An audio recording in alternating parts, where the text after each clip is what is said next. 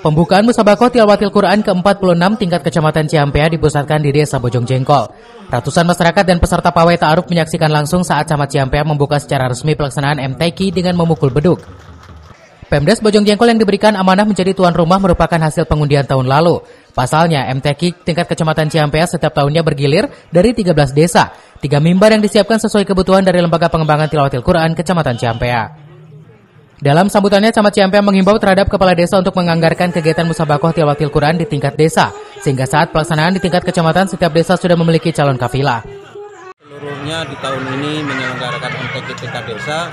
Kita harapkan tahun depan seluruh desa sudah bisa menganggarkan kegiatan MTQ di tingkat desa, sehingga ketika ada kegiatan MTQ di tingkat kecamatan, para peserta, para kepala desa ini sudah mempunyai calon-calonnya, tentunya dari hasil MTQ di tingkat desa. Sesuai dengan arahan, tahun ini kita ada 3 mimbar. Mimbar utama tadi di depan Masjid Jami'ul Nur, mimbar kedua khusus untuk tilawah itu. Mimbar kedua untuk tahfidz dan